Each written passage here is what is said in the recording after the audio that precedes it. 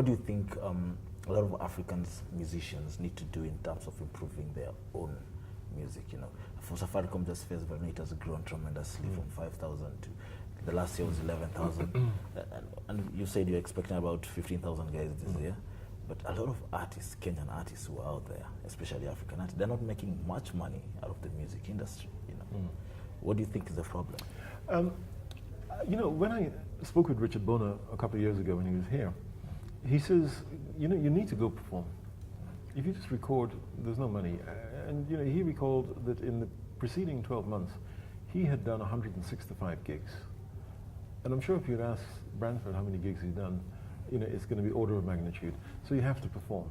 So whilst the internet and downloads gives you access to your audience, largely they don't pay for it. We need to find a way for them to pay.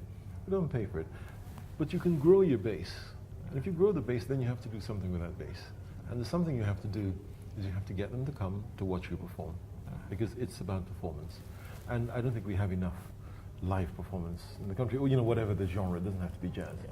I don't think we get enough live music for people who want to pay. And of course, the audience need to pay as well, because if everything is free, everybody loves complimentary.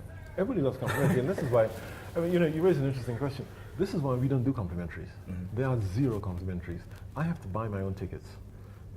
I pay for my own ticket, and it's 1,000 shillings. And if I want to invite friends, then I pay for them. And then we don't do the VIP thing either. Yeah. Because you said, yeah, come on, it's a music festival. So I sit on the floor like everybody else. Yeah. I usually get there early so I can sit at the front. But you know, I don't think that this should be an elitist thing. Jazz is not elitist. If you go to New Orleans, it's not elitist. If you go to Japan, it's not elitist. So why should it be elitist here? What should people expect on Sunday? Well, this year is kind of really special because we've got some old friends coming back. Kunle Ayo, who has a huge following here in Nairobi.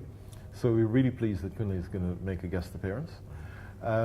We have Jeff Nev, who is back in Nairobi. He didn't play the festival, but it was he who inspired me originally to work with the team to get this thing going. We have Sons of Kemet. Now, if you are putting aside Branford Marcellus, if you saw nothing else in this festival, don't miss Sons of Kemet. You know, Shabaka Hutchins, who's one of the tallest musicians I know, the most versatile saxophonist, and it's a strange band. It has 2 drum sets. It has 2 drummers. It has a tuba player who plays the tuba almost like it's a cornet.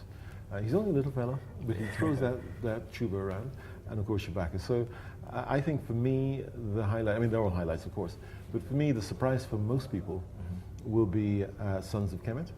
And of course, we've got our own 2, Afrosync and Edward Passin and Different Faces.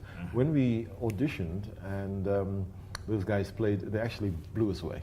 Yeah. So you asked the question about African musicians. You know, we do have strong musicians, and every year we have featured local artists as well. The first year we had a lot of local artists.